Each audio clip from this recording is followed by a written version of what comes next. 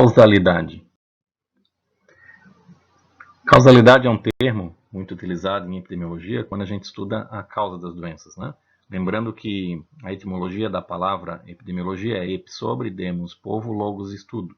O estudo sobre os povos, o estudo sobre todas as ocorrências que podem afetar a população como um todo, as ocorrências em saúde. O estudo dos fatores que determinam a frequência e a distribuição das doenças nas coletividades humanas é o conceito de epidemiologia. Ele foi feito pela Associação Epidemiológica Internacional em 1973. Então, basicamente, a epidemiologia ela se preocupa com o estudo da distribuição e das doenças. Nós vemos o estudo feito por Dow e Hill com médicos britânicos relacionando o hábito de fumar com o câncer de pulmão. Então, no primeiro gráfico à esquerda, nós vemos que existe no eixo X o número médio de cigarros fumados por dia por alguns grupos de médicos e no eixo vertical, o eixo Y, a taxa anual de mortes por câncer de pulmão. Então, quando a gente vê essa relação no estudo Dow e Hill, a gente observa que há muitos mais mortes associadas ao grande número de cigarros por dia do que taxas de mortalidade associadas ao baixo consumo de cigarros diário. Já no gráfico à direita, mostra que a taxa de sobrevida é maior no grupo dos não fumantes, ou seja, quando o indivíduo é fumante, o percentual de pessoas que tem uma sobrevida maior é menor. Quanto mais fuma, mais cedo as pessoas morrem. Deu em média mais ou menos 10 anos. Né? As pessoas que fumam vivem em média 10 anos a menos do que aquelas que não fumam. Já que a aula de causalidade, a causa de uma doença, né, na verdade a causa é sempre tida como um evento, uma condição, uma característica, uma combinação desses fatores que desempenham um papel importante na sua determinação do aparecimento das doenças. Né? Então veja um exemplo aqui da tuberculose. A gente precisa de um hospedeiro suscetível, ele é suscetível por razões nutricionais, porque vive num ambiente de aglomeramento familiar, e ele é exposto a bactérias. Essas bactérias infeccionam esse indivíduo, invadem os tecidos e posteriormente vão causar a doença tuberculose. Para a gente poder entender a questão da causalidade, né, dentro da biologia, Robert Koch ele estabeleceu alguns postulados. Os postulados de Koch determinam se um micro-organismo vivo específico é agente causador de uma doença ou não. Então, os postulados de Koch dizem o seguinte. Primeiro, esse micro-organismo deve estar presente em todos os casos da doença. Então, todos os doentes devem ter obrigatoriamente esse micro-organismo presente. Segundo, o organismo deve ser capaz de ser isolado e crescer em cultura pura. Ou seja, nós temos que ser capazes de retirar esse micro-organismo do indivíduo doente e fazer uma cultura em laboratório desse micro-organismo. Terceiro postulado, o organismo deve, quando inoculado em animal suscetível, causar a doença específica. Então, o terceiro postulado diz que depois de eu isolar do laboratório esse micro-organismo do doente e fazer uma cultura pura em laboratório e conseguir a sua multiplicação, eu vou fazer a inoculação num animal. Se esse animal ficar doente, né, eu posso já indicá-lo como um dos agentes causadores da doença. Lembrando que o quarto postulado é o que o organismo deve ser recuperado desse animal e identificado novamente. Se os quatro postulados, o primeiro, o segundo, o terceiro e o quarto, forem positivos, eles ocorrerem, eu tenho a comprovação de que aquele micro-organismo é agente causador da doença. No estudo de causalidade das doenças, nós temos uma série de fatores. Alguns fatores são predisponentes, como idade, gênero e doenças prévias. Alguns fatores facilitam o aparecimento das doenças, como baixa renda, nutrição deficiente, más condições de moradia, cuidados médicos inadequados. Alguns fatores são chamados de precipitantes, como a exposição a um agente específico, um agente nocivo. Né? Alguns fatores são tidos como reforçadores. Quando você tem a exposição repetida, você tem atividades inadequadas que podem agravar uma doença, um estado já estabelecido, como por exemplo o fumo. Né? Você repetidamente está fumando, então esse é um fator reforçador para o aparecimento de uma doença pulmonar. Outra coisa interessante na parte da causalidade é a questão da interação. Interação é o efeito da ação de duas ou mais causas juntas, que frequentemente se tornam maior do que seria esperado com base na soma de seus efeitos individuais. Então, um exemplo clássico é quando a gente compara a questão da doença pulmonar em indivíduos fumantes e indivíduos que estão expostos ao asbesto. Asbesto é um mineral que é encontrado em minas, né, produzido a céu aberto. Asbesto ele é usado para fazer aquelas telhas de amianto, né? Asbesto é amianto. E esse amianto, quando você respira, ele é muito nocivo à saúde. Tanto é que ele por questões legais, já está com seu uso proibido no Brasil. Mas a gente sabe que as pessoas que fumam têm doença pulmonar e as pessoas expostas a essa poeira do asbesto também. Porém, quando a gente faz uma comparação de indivíduos que têm ao mesmo tempo a exposição ao asbesto e também fumavam, a gente vê que a taxa de incidência de morte por câncer de pulmão é bem maior do que o somatório dos efeitos individuais do indivíduo que só fuma ou do indivíduo que só está exposto à poeira do asbesto. Então esse quadro resume essa questão da interação. Se o indivíduo não está exposto ao asbesto e não fuma, a taxa de morte por câncer de pulmão é 11 por 100 mil.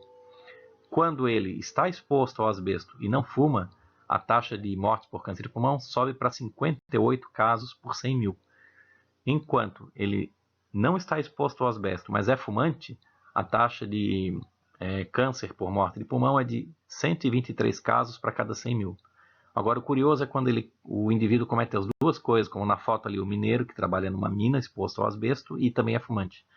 Então, ele tem uma probabilidade, uma taxa de morte por câncer de pulmão bem maior, que dá em torno de 602 casos para cada 100 mil pessoas. A outra coisa muito importante que tem na epidemiologia é a questão da epidemia oculta. Por que epidemia oculta? Porque nem tudo que a gente conhece de dados sobre o volume de pessoas que estão doentes são registrados, são conhecidos, né? Então, nesse gráfico aqui, mostra, por exemplo, para cada 500 mil casos de AIDS registrados em adultos, que é a parte de cima desse triângulo, né? Nós temos duas partes do triângulo abaixo, que é a epidemia oculta. Então, se tem 500 mil casos registrados, estima-se que há 1,2 milhões de casos não registrados.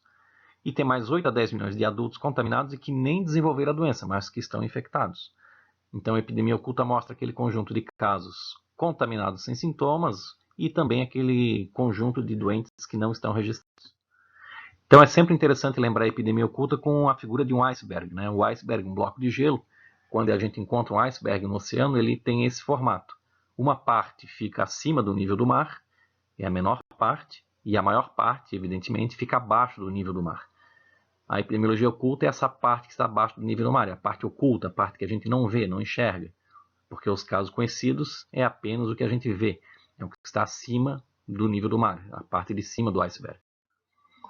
Então essa figura do iceberg ela ilustra bastante a questão da epidemia oculta, né? A ponta do iceberg que fica para fora da água são os casos conhecidos, enquanto a porção do iceberg que fica abaixo do nível do mar são os casos assintomáticos, os casos sintomáticos que não procuram serviço de saúde, os casos que procuram serviço de saúde, mas não são diagnosticados, os casos diagnosticados, mas não registrados ou também não são informados, né? Então, a epidemia oculta mostra exatamente isso, o que é desconhecido, o que está abaixo do nível do mar.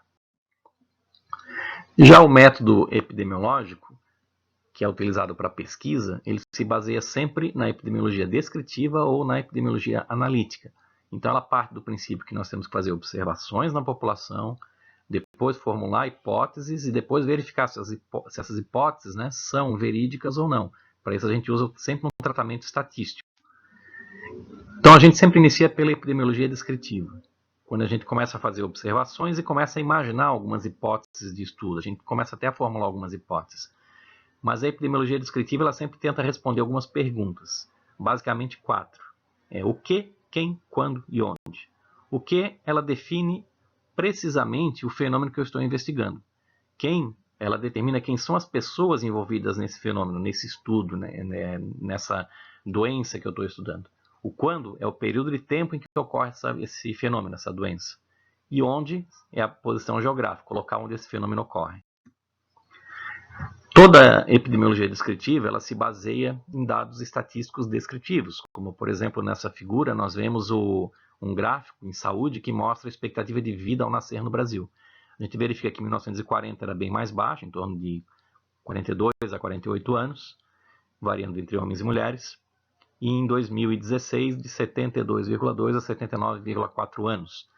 Então a gente vê nitidamente na curva vermelha, né, a taxa de expectativa de vida das mulheres, e em verde a taxa da expectativa de vida dos homens. Em azul seria a média, né, entre homens e mulheres.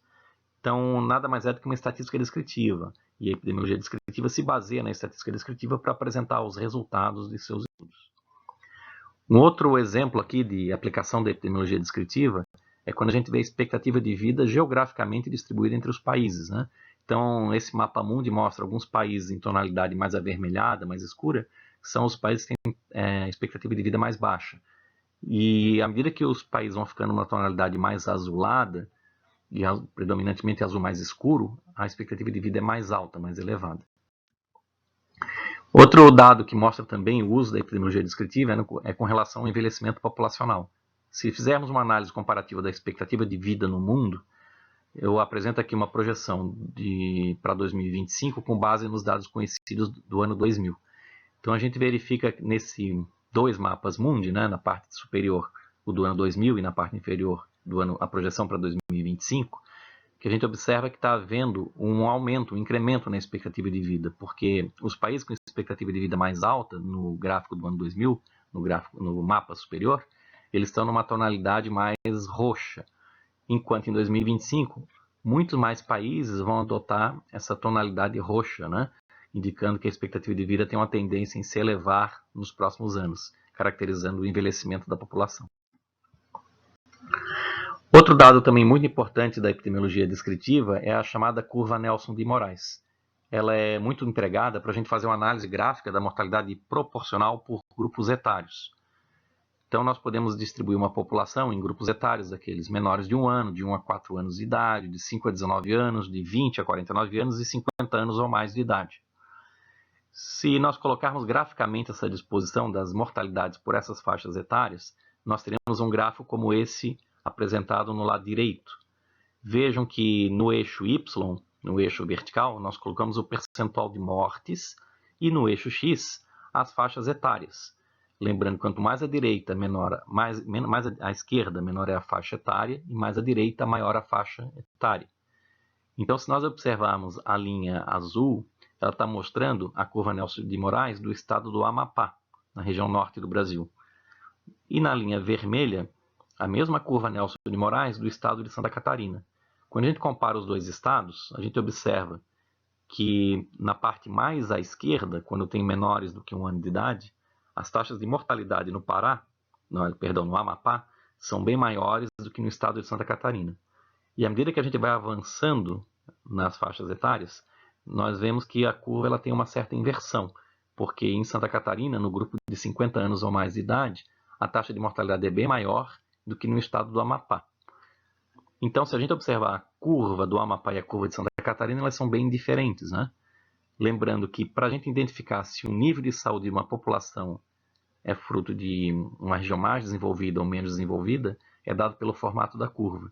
Como a curva de Santa Catarina tem um formato mais assemelhante ao J, indica que isso é uma região de maior grau de desenvolvimento. Enquanto a curva do estado do Amapá tem um formato mais próximo de U, indica uma região com menor grau de desenvolvimento. Isso não só nos estados brasileiros, a gente acaba observando isso no mundo inteiro, né? Em qualquer lugar onde a gente faz essa curva Nelson de Moraes, a gente acaba encontrando esse tipo de diagnóstico. No quadro à esquerda, nós vemos alguns gráficos mostrando que se a gente tem uma curva tipo 1, o nível de saúde é muito baixo. Se a curva é tipo 2, o nível de saúde é baixo. Se a curva é tipo 3, o nível de saúde é regular. E se a curva é tipo 4, o nível de saúde é elevado, se assemelhando mais ao J, né? E no gráfico à direita, nós temos um comparativo entre as regiões brasileiras, Norte, Nordeste, Sudeste, Sul e Centro-Oeste, chamando a atenção que as regiões Sudeste e Sul e até mesmo a Centro-Oeste têm um formato mais próximo do J, enquanto as regiões Norte e Nordeste têm um formato mais próximo do U. E o primeiro gráfico desse conjunto gráfico à direita mostra um comparativo entre 3 países, o Brasil, a Inglaterra e Cuba, né? A gente observa que o da Inglaterra tem um nível de desenvolvimento maior, a curva Nelson de Moraes ela se torna um aspecto mais próximo do J, enquanto o Brasil tem um formato mais próximo do U. Cuba já tem dados intermediários entre o Brasil e a Inglaterra. Bom, esse era o objetivo da aula de hoje, é o que eu tinha para mostrar para vocês. Um abraço a todos e até a próxima.